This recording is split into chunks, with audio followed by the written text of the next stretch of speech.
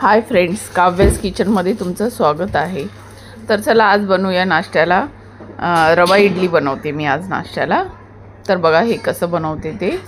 त्यासाठी मी ना कढईमध्ये थोडंसं तूप टाकलेलं आहे, कढई गरम करून घेतलेली आहे। त्यामध्ये तूप टाकले, जिरे, मोहरी, कढीपत्ता आणि डाळ टाकलेली आहे, उडदाची डाळ, चण्याची डाळ, याची फोडणी मारलेली आहे। फोडणी मारून ना त्यामध्ये रवा भाजून घेणार आहे। रवा आहे ना हलकासा भाजायचा आहे, त्याचा रंग चेंज करून नाही द्यायचा आहे आपल्याला। पाहू शकता हे बघा, आता मी रवा टाकते त्याच्यामध्ये आणि आहे ना असं मस्त त्याच्यामध्ये परतून घ्यायचं आहे। फक्त थोडा वेळ त्याचा कलर चेंज नाही झाला पाहिजे असा परतून घ्यायचा आपल्याला रवा। आणि खूप छान होतं हे रवा इडली, तुम्ही नक्की ट्राय करून बघा, खूप टेस्टी झालेली। तर माझ्याकडे ना रोज काय ना काय नवीन नाश्त्याला बनतच असतं। तर चला म्हणलं आज बघूया ट्राय करून रवा इडली, सांबार, चटणी। आज तुमच्यासोबत सगळं शेअर करणार आहे मी। तर हे बघा, पाहू शकता हे रवा आपला भाजलेला आहे। आता मी तो काढून घेते। स्लो गॅसवरती करायचं आहे याला, फास्ट गॅसवर नाही करायचं आहे, स्लो गॅसवरतीच परतून घ्यायचं आहे। हे बघा, पाहू शकता आपला जरा पण कलर चेंज नाही झाला आहे, फक्त असं थोडंसं भाजून घेतलेलं आहे मी असा हलकासा। तर आता हे जरासं थंड झालं ना तर याच्यामध्ये आपल्याला दही टाकून घ्यायचं आहे। तर मी 1 किलो रवा घेतला होता, जाडा रवा, तर त्यासाठी मी अर्धा किलो दही घेतलेला आहे। दही जास्त आंबट नाही आहे।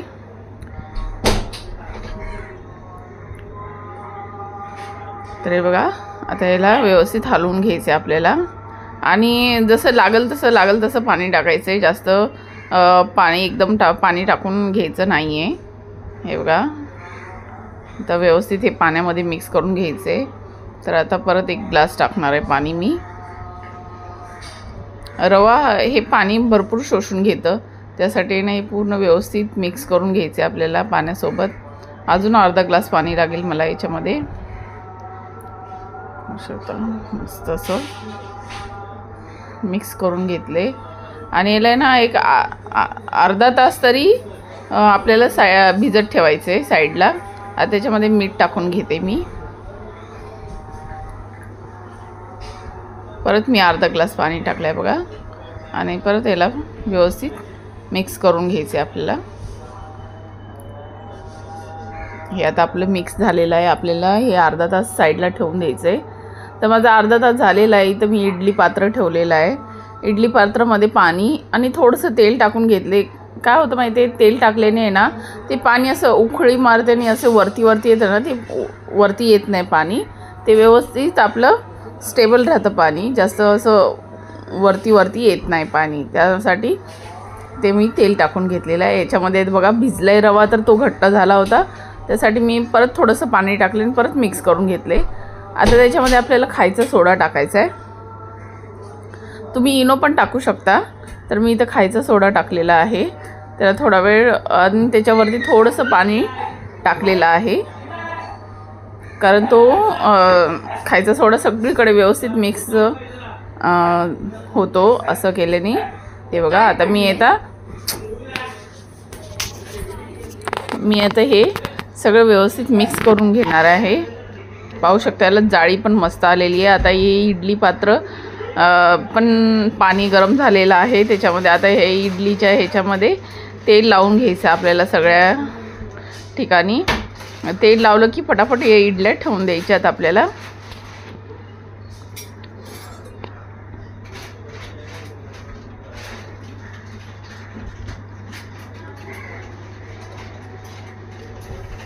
हे बघा, आता इडली ठेवून द्यायचं आपल्याला त्याच्यामध्ये।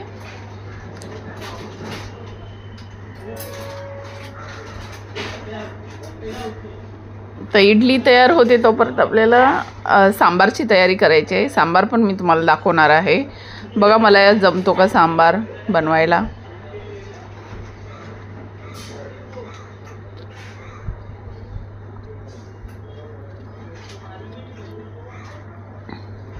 तर हे सगळं आपल्याला ठेवून द्यायचं आणि एक 10 मिनिटं तरी याला वाफ देऊन घ्यायची आहे इडलीला। हे बघा सांबारासाठी मी इथं भाज्या कापते. इथं शेंगा आहेत, तो भोपळा आहे, कांदा, टोमॅटो हे सगळं कापून घेणार आहे मी. आणि मी सांबार आज आहे ना तुरीच्या डाळीचं नाही बनवते, तर मसुराची आपली लाल डाळ असते ना त्याचा सांबार बनवते. तो सांबार पण खूप टेस्टी लागतो. तुम्ही त्या डाळीचा पण सांबार बनवून बघा, खूपच छान लागतो. सहसा आहे ना सगळेजण तुरीच्या डाळीचा बनवतात, तर मी आज आहे ना या लालवाल्या डाळीचा बनवतो, कारण हे फटाफट होते. याला शिजायला वेळ नाही लागत, 1-2 शिटीमध्ये पटकन होऊन जातं. तर हे बघा मी डाळ घेतलेली आहे, त्याला स्वच्छ धुवून घेतलेलं आहे. तर आहे ना डाळ ना अर्धी वाटीच घेतलेली आहे, जास्त डाळ घ्यायची नाही, कारण आपल्याला सांबार पातळ असतो ना, ते भाजी पूर्ण त्याच्यामध्ये मॅश होऊन जाते. तर मी ही भाज्या ना कुकरमध्येच टाकलेल्या आहेत. हे सगळ्या मॅश होतात भाज्या, त्यासाठी मी कुकरमध्ये टाकतात. नाहीतर मुलं काय करतात माहिती आहे, भाज्या अशा काढून टाकतात. त्याच्यासाठी मी हे सगळं कुकरलाच लावलेलं आहे. हे बघा आता हळद मीठ टाकून आता हे कुकरला लावून घेतलेलं आहे. ह्याच्या 1-2 शिट्ट्या झाल्या की मग आपल्याला काढून घ्यायचे. हे बघा इथं इडली पण आपली तयार झालेली आहे. मस्त असं पाहू शकता, मस्त असं इडली तयार झालेली आहे. आता इथं आहे ना चटणीची पण तयारी करते. चटणी तर मी तुम्हाला 2 वेळेस दाखवलेली आहे, तर चटणी तर काय दाखवत नाही. हे बघा पाहू शकता, मस्त असं इडली झालेली आहे. त्याला जाळी पण खूपच छान आलेली आहे. आता ह्या सगळ्या इडल्या मी काढून घेणार आहे, बनवून घेणार आहे.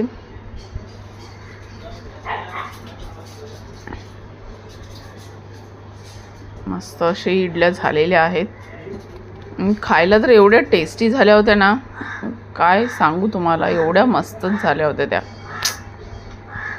खूपच छान. बघा जाळी पण बघू शकता तुम्ही किती छान तयार झालेली आहे. आता हे बघा चटणी पण आपली रेडी झालेली आहे, डाळ पण आपली शिजून घेतलेली आहे. आता त्या डाळीमध्ये आपल्याला पूर्ण मॅश करून घ्यायची आहे डाळ. तर आपण त्याच्यामध्ये भाज्या टाकल्या होत्या, त्या पण पूर्ण मॅश झालेल्या आहेत, मस्त असं मॅश झाल्यात. आता त्याच्यामध्ये मी आहे ना 2 चम्मच आहे ना ते चटणी टाकणार आहे. त्या ते सांबाराच्या ह्याच्यामध्ये 2 चम्मच चटणी टाकून परत त्याला फिरून घेणार आहे आणि त्याच्यामध्ये गरम पाणी ओतणार आहे.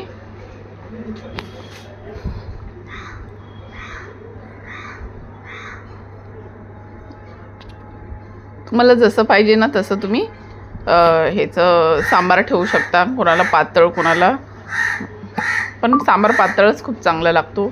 आता याच्यामध्ये चिंचेचा कोळ टाकलेला आहे, गुळाची पावडर टाकते मी. हे बघा